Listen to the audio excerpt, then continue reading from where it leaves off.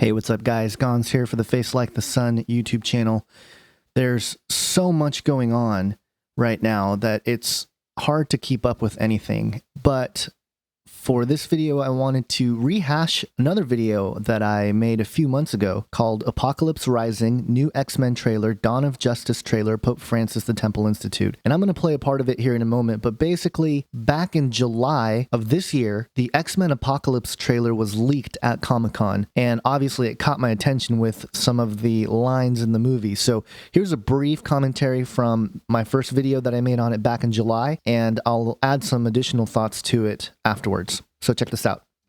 The apocalypse, most people attribute that to the end of the world, but really the word apocalypse comes from the Greek word apokalypsis, and it means disclosure, appearing, coming, lighten, manifestation, revealed. It's a revealing, it's an appearing, it's a coming. So keep that in mind as we look at some of these topics here, because I think there's a lot of conditioning happening, and obviously the fiction world is leading the sort of countenance or the overall atmosphere of the world and what to expect. Now, the majority of the population of the Earth, you know, they're so segregated, I can't make a huge generalization, but I would say a lot of people who are simply living day-to-day lives, they see pop culture, they see mainstream media, they see mainstream entertainment, and they see it as nothing more than that. But we know that there's always a hidden agenda behind these films, and we've talked about that on this channel, and many other channels have done a great job exposing some of the occult and esoteric agendas and themes that are wrought throughout major motion pictures coming out of Hollywood. Now, of course, you know, it hasn't been officially released yet, but there's been, you know, leaks and stuff of the trailer from Comicon over the weekend in San Diego, and there's a couple things that obviously stood out to me. The main antagonist in the film allegedly is this guy named Apocalypse. Now, he's got some very interesting lines in the trailer. Let me just repeat them. I'm not going to play the bootlegged version of the trailer from Comic-Con, but here's what he says. I've been called many things over many lifetimes.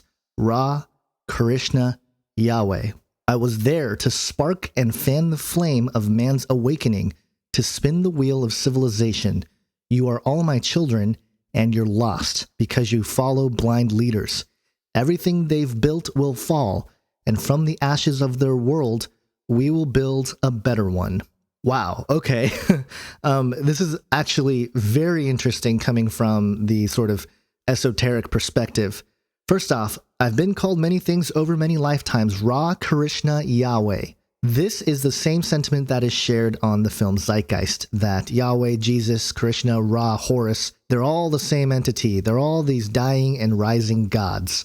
And that whole perspective has been debunked so many times that it's pretty amazing that they're still pushing this. And I'll leave links in the description section to where you can go look for, you know, Zeitgeist debunked by Chris White and stuff like that. But in essence, to lump in Ra, Krishna, Yahweh as an example of this entity Apocalypse, I think is not unlike what we're going to see if and when the Antichrist figure will come to be. And the dragon that gives the first beast all of its authority and power, this entity may claim to be Ra, Krishna, Yahweh. And I think there are parallels here with Superman that we'll get into with Batman and Superman and Dawn of Justice in just a moment here. But there is another interesting line from one of the female characters. I don't know which one it is, but here's what she says in the trailer. Ever since the world found out about mutants, there have been secret societies, cults, who see them as some kind of second coming or sign of God. And again, this sort of shares the sentiments of many of the people who are in the transhumanist camp who are looking to genetically modify humans, and the mutants, the X-Men, are sort of enhanced humans in so many ways, each with different kinds of, you know, a source story or backstory of how they got their mutant powers. But in essence, they are sort of, in generalization, a enhanced human race. So they're seen as sort of the saviors of mankind, and they're going to have to fight against this God that is coming.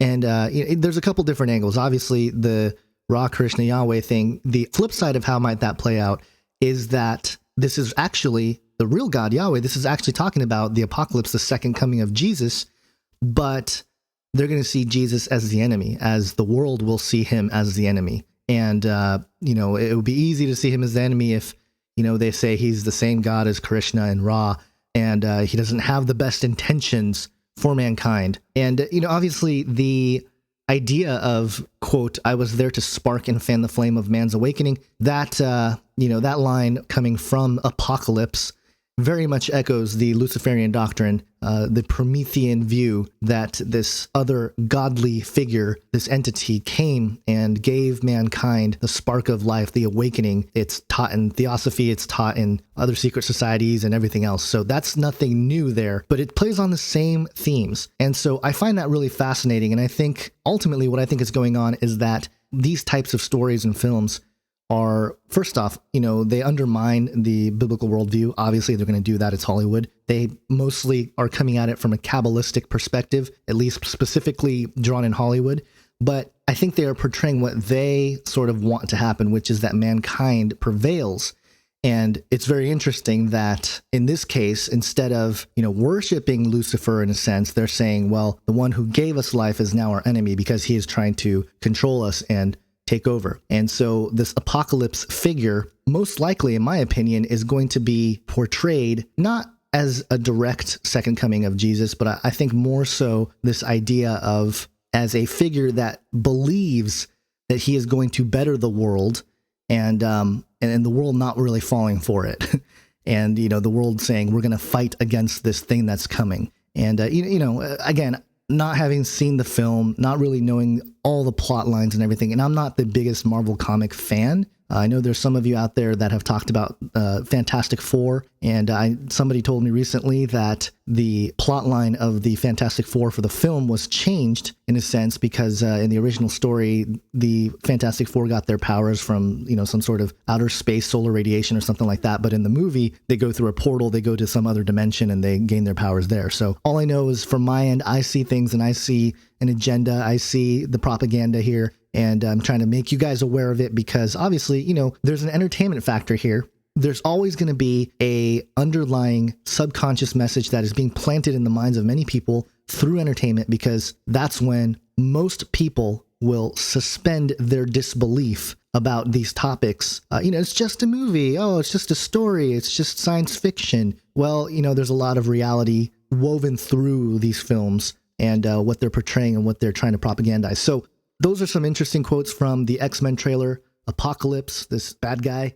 Let's move on to Dawn So of there was Justice. some of my commentary from back in July of this year, but I do want to add to it because I feel like there's more to it than just the attack on Christianity or the attack on God. And I think that's the breakdown of religion in general and a bash on religion. And right now, there's a lot of unrest around the world and the whole talk about Muslims and, the invasion of Islam and things like that. And I think what they are trying to create is division with all the religions, especially the major ones, at each other's throats. And of course, this was outlined as part of World War III in an alleged letter by Albert Pike back in 1885. And everyone talks about that letter, and it's difficult to vet that letter. And I know some people have tried, but it's hard to vet. But nevertheless, that letter is floating around, and he does talk about a third world war where they get, atheists and Christians and Muslims and, all different perspectives to fight against each other. And I think we're being conditioned for that, not just in this idea of the breakdown of religion, replacing it with basically this God or anti-God apocalypse in the X-Men movie. But also, if you look at some of the other movies that are coming out for social conditioning, you have Dawn of Justice, which is Batman versus Superman. And then also one of the next Avengers films, which is Civil War, Iron Man versus Captain America. So again, taking two groups that aren't usually opposed to each other and having them face off. Especially here in America, where I don't think they're going to be able to implement gun control and take away our guns. So I think they're going to create an atmosphere where we're going to use them against each other. And ultimately, the elite will get the benefit of that because we'll destroy one another from within. And I think that's part of what is going on here. But in order to dig into a little bit more of the nitty gritty here of the trailer, some subliminal messaging that's in there, which is in pretty much every trailer out there in Hollywood, I'm going to have White Rabbit do a little breakdown for you guys. And if you haven't, go check out White Rabbit's YouTube channel. Go subscribe there and check out his videos. He's doing great work over there, and he's actually working on a pretty awesome documentary that's going to be probably one of his best on the Mark of the Beast. So stay tuned for that. But for now, White Rabbit talking about frame by frame some of the hidden subliminal messages in this trailer. Thanks, Gons. How's it going, guys? White Rabbit here. I'd like to jump in here real quick and just talk about some of the symbolism presented in this new trailer for the X-Men's film. A lot of people wonder why it's important to cover the symbolism, and aside from the overarching bigger picture of movies like this, where it is indoctrinating the youth and warping and contorting and manipulating and twisting their particular views and perspectives and beliefs on certain issues, many of these major blockbuster films also include esoteric symbolism that the viewers may or may not have any conscious association with whatsoever. But the symbolism is undeniably there, as I'm about to show you. And the reason is usually theorized to come down to one of three things. Either they're simply including the symbolism to rub it in your face, they are including the symbolism to convey a particular message to those who also are conscious and aware of the esoteric symbolism being presented, or, and this is the view that I personally take, it is a form of demonic manifestation. At the end of the day, these films are an artistic expression of a particular narrative or story. And those who make these films, these higher echelon, the elite of Hollywood, are deeply rooted in occult beliefs and practices. Now, this varies to which degree on an individual basis as to which particular producer or director or actor or whoever you're talking about. Some are full-blown Satanists, some are Luciferians, some practice witchcraft, etc., etc. All various different forms of the occult and different occult practices seem to congregate around Hollywood. Now, we know that government agencies have been utilizing film for decades to manipulate the populace. It's simply propaganda for the 21st century. But the reason that I also point out the symbolism projected in these films is to also give insight as to the deeply held beliefs of those who produce these films. Now, real quick before we dive in and start dissecting the trailer itself, I want to point out that the main villain in this film is called Apocalypse. Now, if you do a quick little search on Wikipedia, you can find that the biography of this Apocalypse character was that he was born with the mutant X gene, and he was believed to be, one of the first in this Marvel universe to have this X gene. And because of this gene, he was abandoned by his people as an infant. But what's interesting here is that according to this fictional character's biography, he was rescued by a character named Bale. Now, the reason that I wanted to point that out is because I know that on these comic book movies, there are a lot of comic book fans who like to support their characters and come in with the reasoning that the comic books are innocent and the writers of these comic books are innocent. But I want you to realize that demonic manifestation can happen in many different forms throughout many different people's lives over generations. When I look at something like X-Men, I see that there are clear esoteric associations being made. So not only do the producers of this film create this comic book movie because they know that it's easy revenue, but they also do it because they can assimilate themselves to it, because they are familiar with much of the esoteric occult symbolism presented in them. And they feel that they can take that idea and run with it. And the culminating threat in all of this is that not only do they assimilate with this, but they want you to assimilate with it as well. The opening scene in this trailer starts with several subliminal messages. The first is an image of lightning striking down from the sky. Now, if you're familiar with the verse in the Bible where it says that Satan fell like lightning, there you go. Then there are various different apocalypse-themed frames that flash on the screen, including fire and destruction and various things like that. But also included in this mix is a solar eclipse, an atom bomb, a barren wasteland, and Egyptian hieroglyphs. Each of these have occultic associations and esoteric meanings that I've addressed in other videos, so I'm going to sidestep that for right now. But it immediately flashes to a close-up on this girl's face in horror as the voiceover states, "I saw the end of the world." Now, what's interesting about this is that not only is it a female face, but that it also has a blue tint to it. Now, if you're somewhat familiar with the esoteric associations with color symbology, and the associations with women in the occult circles, you can see that this end of the world is being drawn in association with a spiritual life. Life given from the spirit. So what is being depicted here is a turmoil and a crisis within an individual's self, in their soul. Another more obvious occultic association placed into this movie and into this trailer for the viewers to digest is the association between this villain, the Hebrew god, and various other mythological gods. Now, what may surprise you is that the movie itself is actually depicting the main villain as a Christ-like figure. What they're actually trying to do here is meld the concept of Jesus Christ and God with Satan. And that is again made clear by the color symbolism in this scene, where you see the split between the orange and the green color. Now in the occult, the orange or the yellowish color symbolizes God, or the esoteric God, or the occult God, while green usually represents Lucifer. So the combining of these two colors in this scene is illustrating exactly that. It's an illustration of this duality type of concept. This movie trailer also illustrates the concepts of the Nephilim in association with this main villain character and fallen angels. What's interesting is the sequence in which they unveil this esoteric symbolism. First, they show a giant, then they flash to this speed character zooming through a hallway, which is illustrating the passing from one dimension to the next. Then it flashes to a literal angel flying in the sky, followed up by a bolt of lightning, and ultimately the storm.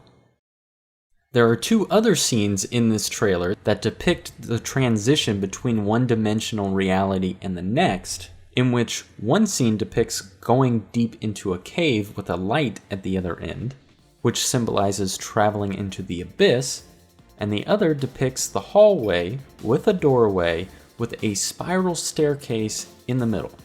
This making clear the obvious associations and relationship with Masonic beliefs.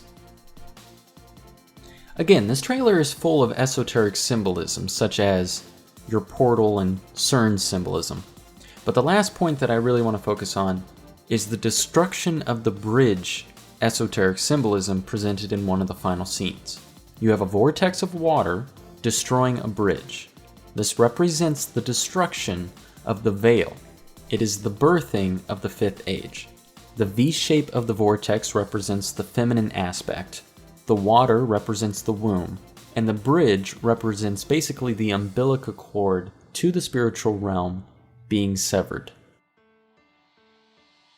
So there you go, guys. There's some of the symbolism hidden in this trailer. Thank you so much, Gons, for having me. If you haven't already, please come and check out my channel, and God bless.